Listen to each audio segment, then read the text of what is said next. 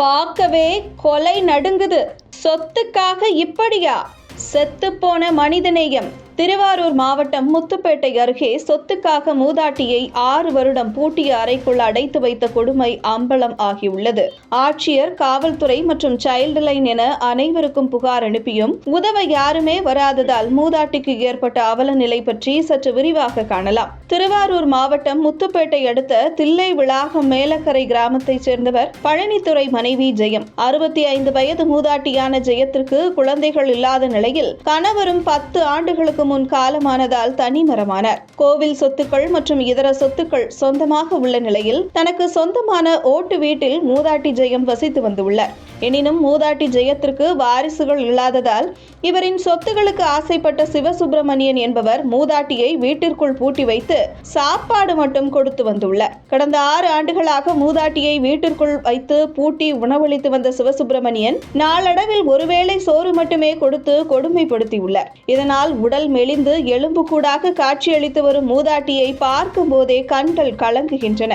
உடுத்த உடையும் கொடுக்காமல் கழிவறைக்கு போக வழியும் செய்யாததால் வீட்டிற்குள்ளேயே இயற்கை உபாதைகளை கழித்து அங்கேயே உறக்கும் கொடுமையை மூதாட்டி அனுபவித்து வந்துள்ளார். மின்சாரம் இல்லாமல், குடிநீர் வசதி ஏதும் இல்லாமல், ஜன்னல் வெளிச்சத்தில் சிறை தண்டனையை விட கொடுமையான சூழலில் மூதாட்டி அவதிப்பட்டு வந்த நிலையில் தில்லை விளாகம் மூலக்கரை கிராமத்தைச் சேர்ந்த எவருமே மனிதாபிமானம் இல்லாதவர்களாக வலம் வந்துள்ளனர். கடந்த சில மாதங்களாக மூதாட்டி வசித்து வந்த வீட்டிலிருந்து துர்நாற்றமும் கடுமையாக வீசிய நிலையில் ஊர் மக்கள் சிலர் சிவசுப்பிரமணியத்தை கடிந்து கொண்ட போது மிரட்டல் விடுக்கும் துணியில் பேசியுள்ளார் சிவசுப்பிரமணியன். இதனால் பயந்து போன கிராம மக்கள் நமக்கு ஏன் வம்பு என இருந்துள்ளனர்.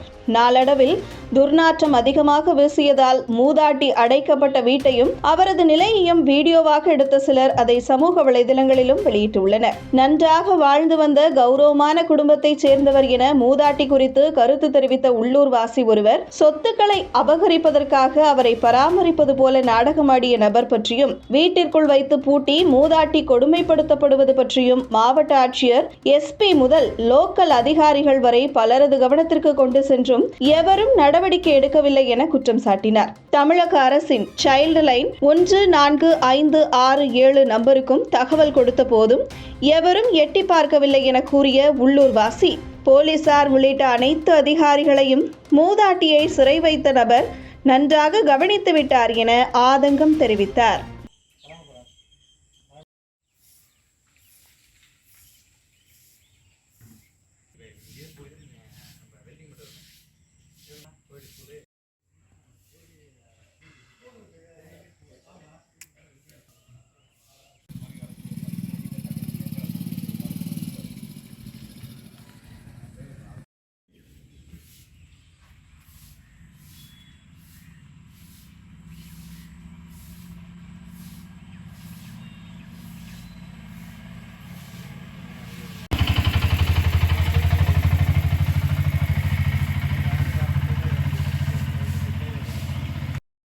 அதோட வாழ்ந்துட்டு இப்போ நம்ம வந்து செல்லோட வாழ்றோம்ல, செல்லு வந்தோடனே அப்படியே இதெல்லாம் அதே மாதிரி சுனாமியோட வாழ்ந்த மாதிரி தான் அதே மாதிரி தான் போயிட்டு இப்போ மழை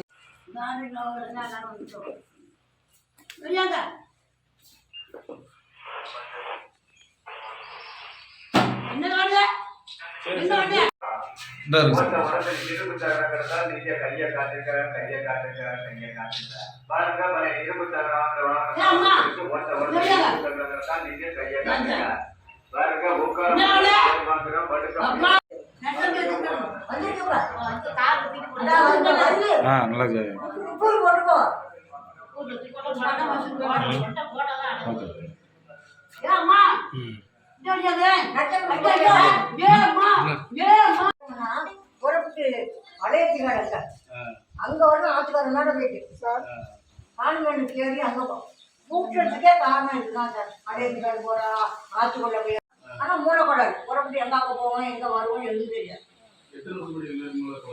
10 வருஷம் ஆச்சு. பொண்ணு இறந்துச்சுங்க. அதுவே சீட்டா இருக்கு. நண்டு குழம்பா அவ்வளவு தான் சாப்பிடுங்க. இப்போ இப்போ இப்போ இப்போ குடிச்சாலும் என்ன நாள் நீங்க கணவரோட அண்ணன் இருக்காங்க, அவங்கெல்லாம் எல்லாரும் எழுதி இறந்துட்டோம். நடக்க